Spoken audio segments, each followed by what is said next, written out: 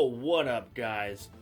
2025 is about to come to an end, and this year I ended up playing a lot of really great games. Mostly some retro games. I didn't really play a whole lot of new games that came out this year. I played a few, and surprisingly, a couple of them were really good. A couple of them were some remasters of some older games. So technically, I only really played one new game this year. And I want to share with you guys several of those games that I have right here. Some PS2, PS5, but mostly PlayStation, because if you know, I primarily play PlayStation. I am a huge PlayStation fanboy. I also surprisingly beat my very first DS RPG this year that really surprised me, that I finally finished a RPG from the DS era, which I will be getting to that soon. Some of these games I've already talked about in previous videos, so I won't be going full in depth into them, but you'll be surprised with some of the games that I have here that I want to share with you guys. So let's dive on in to these games, and before that, don't forget to comment, like, and subscribe. I am getting very close to reaching my goal for this year, which was originally to try and hit 1,000 subs, but now, more realistically, I think I can hit 850. I'm about 810 right now. Just want to thank you guys, and with that, let's dive on in. So I am going to do this by console. So starting off with some PS2 games, and then I'm going to finish it off by sharing my game of the year. So starting off, this one actually really caught me by surprise. This is Call of Duty 2 Bid Red One. Now, I don't really care for the Call of Duty series, especially since it's gone super mainstream with yearly releases, and they all feel like the same game, just with a new skin on it. But Call of Duty 2 here, I played this a few weekends ago, and I played it for, I want to say 3 to 4 hours. I'm almost halfway through the campaign, and I really enjoyed it. The story narrative is set around the operation in World War II in North Africa, and you are following the Fighting First as they are partaking in Operation Big Red One, and I really am liking this game a lot more than I really expected to. I thought it was just going to be some generic World War II first-person shooter game, and I kind of wanted to give one of the older Call of Duty games a try, so that's why I went ahead and picked this up from Next Level Video Games, my favorite local retro game store, and I do not regret picking this up. This game really surprised me. There's also one mission where you get to drive around in a tank, and that was one of my favorites so far. There was also a mission where you got to use a German anti-aircraft gun and take down incoming attacking German fighter planes. That felt very satisfying, and overall, this ended up being one of my highlights for my gaming this year. And next up, I got here a bit of an underrated gem, and surprisingly, this was one developed by Sony. Well, it was developed by Game Republic, but published by Sony. This is Genji Dawn of the Samurai. Excuse me there. And this is kind of a hack and slash action adventure RPG. Yes, and I do consider this game to be an RPG because you do level up, you do have some character progression in the game, you do have different armor and weapons that affect your stats, as well as like a little skill tree where you collect like these certain items in the game where you can like upgrade your health, your defense, and your attack. So yeah, this is a hack and slash action RPG where you play as a character named Yoshitsune, one of the survivors of the Genji clan, as he begins a crusade against the brutal Heishi clan, and he is joined up by another character whose name I kind of lost me at the moment, but I can look that up. And this is about as real as it gets. I want to say his name is Benkei. Yeah, his name is Benkei. Thank the Lord that this game is CIB. Yeah, I really got hooked on this game when I played it about a month or so ago. Now, getting towards the end, it did get a little bit grindy. I did have to do a lot of level grinding in order to make it past some certain boss fights, and the final boss was super tough in my opinion, and I ended up having to level grind some more in order to beat it. But I ended up really liking this game. This is one of my favorite PS2 games that I played this year, and I feel like this game is a hidden gem. Not a whole lot of people are really talking about Genji Dawn of the Samurai and how good it is, but this game, just like with Call of Duty 2, really surprised me. It's super fast paced with the hack and slash action.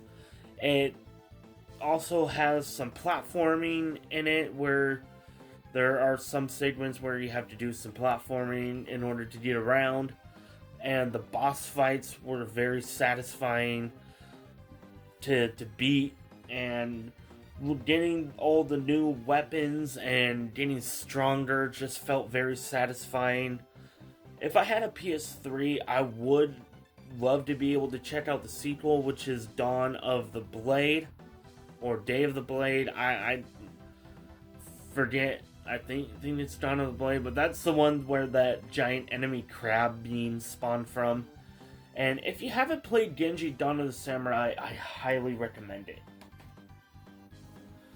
And then lastly, for the PS2 games, I want to talk about Final Fantasy XII.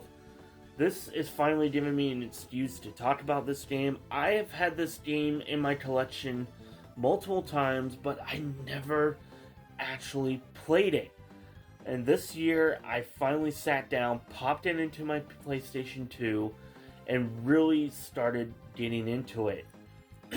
And the best way I can compare the combat in this game is to Xenoblade Chronicles, but it's also very MMO-like, where you do pull up a menu in order to like select your attack, or if you want to do any magic or anything, but it is kind of pseudo real time. You do get to move around, and the attacks are kind of automatic.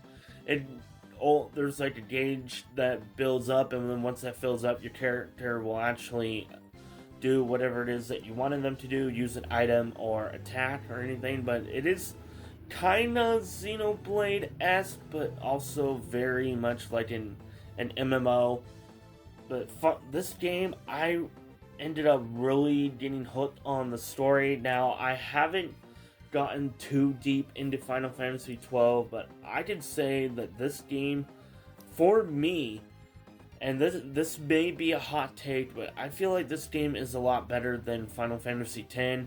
Yes, that game also hooked me, but I really am liking what I have played so far of Final Fantasy XII.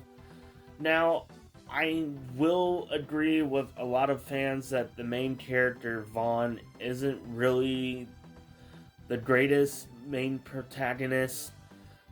Some of the other characters in this game, I'm really liking a lot more so far. But I also really do like the world that it's set in. It's set in the world of Ivalice, which is the same from Final Fantasy Tactics, as well as Vagrant's story. So that's really awesome that I am experiencing one of the multiple Ivalice games from Square Enix, and I can't wait to beat this game. I might end up beating this game by my 30th birthday, which is in February, and that would be awesome if I was able to. I haven't really played much of the Final Fantasy games outside of like Final Fantasy VII Remake and Rebirth, as well as Dirge of Cerberus. I played halfway through Final Fantasy X, and as much as I enjoyed it, I am really enjoying Final Fantasy XII more. And those are the PS2 games. Okay, well, now I'm just going to move on to my handheld games. I have a couple of Vita as well as the DS game. And these are all RPGs that I have talked about before. Like Persona 4 Golden. I beat Persona 4 Golden this year. This is the very first Persona game I got into. I actually got into the original release on the PlayStation 2. And then this year I sat down and did a full playthrough of Persona 4 Golden. I beat it in under 50 hours. I really love this game. This is one of my all-time favorites. The bond between all the different characters was just absolutely amazing. Seeing some of the stories with Chie and Yosuke, Kanji, Yukiko, Naoto, Teddy. It's like seeing Teddy becoming who he was by the end of the game. You got Nanako, you have Ryotaro Dojima. I ended up really liking the new character Marie that they added in this game. Now, when I first played it, I got the normal ending. I was trying to go for the golden ending and get the true final boss. So I ended up having to go through Marie's dungeon twice because I kind of messed up the first time, and then I went back, did it again, and got the golden ending. And I was just so proud of myself for finally beating a Persona game. And then next up, Odin Sphere, Lethrosir. This is the Japanese version that I have on the PlayStation Vita, and I ended up beating this game. This is actually the first ever time that I played through a Japanese copy of a game, and I ended up really loving it. The storybook aesthetic really hooked me. I love all the different characters with their different gameplay styles, like Mercedes, where it kind of turns into a side-scrolling shmup. It is mostly hack and slash, but each character does have like their own different gameplay mechanics. Velvet being like one of the final characters that you play as. Her weapons, she has like these chains with the crystal at the end, but when she's like traversing through the different areas, she can use her weapon to kind of like swing herself around, kind of like Spider-Man. Oswald, who is able to go into a berserker form, and then you start off with the Valkyrie girl, whose name is also escaping me. Gwendolyn.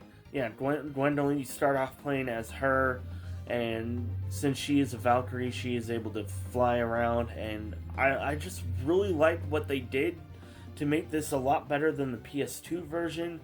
They made the difficulty a lot less brutal. Now, I did play this on peaceful mode because I really just wanted to enjoy the story and the gameplay without having too much difficult, and I ended up really enjoying it. It wasn't as easy as you would think, and if you haven't played Odin Sphere, this is one of the best games from Vanillaware.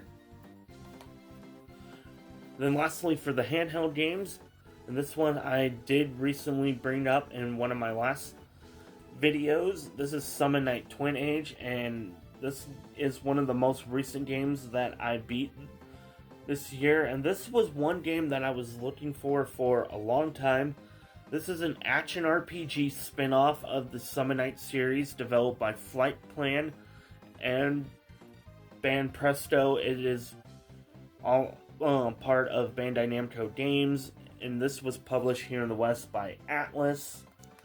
And I ended up really enjoying it. You use the stylus in order to control your characters, and you can play as either Aldo or Reiha. So it does have a dual protagonist story to this, because each character kind of has like their own different story beats, and there's all sorts of other characters that join you on the quest throughout the game that are very interesting and enjoyable to have. But you can only play as the main protagonist, so whatever other character you have in your party, they are fully controlled by AI. But it is worth playing. All of these games that I've mentioned so far are worth playing. These are some of my best. Well, they are some of the best games that I played this year. And now, finally, I'm going to share a couple of the more newer games that came out this year that I have already previously talked about. Which one of them is my game of the year. Now, before I get into this, my game of the year throughout most of 2025 was Monster Hunter Wilds, and as amazing as that game was, I currently don't have a physical copy in hand right now. I wish I did, or because that would have made it into this video, but there was another game that ended up beating it to become my game of the year, and if you guys really truly know me, you'll understand why.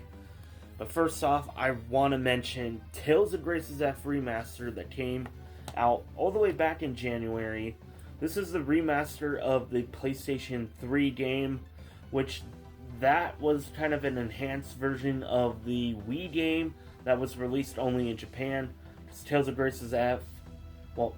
Grace's was originally released on the Wii, and then we got it in the West as Tales of Grace's F, which added an additional story arc where the characters are a little bit more grown up. So this was one of the very first, very few RPGs that I have played where the characters start off as just little kids, and then you get to see them grow and develop and mature into young adults by the very end. And that was the whole thing about this. This game is about bonds that transcend time, and I'm so glad that Bandai Namco finally put this game on other consoles. I waited years in order to play Tales of Grace's F, because I've been hearing from a lot of fans of the series that this is one of the best games out there, and they did not lie. This is now like my second favorite Tales game, next to Tales of the Abyss. It blew past Tales of Hearts R, which that was my second favorite Tales of game, and then yeah, I've already shared my thoughts on this game in previous videos, so if you want to check out those videos, I think I still have my first impressions video up on my channel of Tales of Grace's F, so I would highly recommend it. If I do have it still up, I will link it in the description below. And now I want to move on to what is my game of 2025.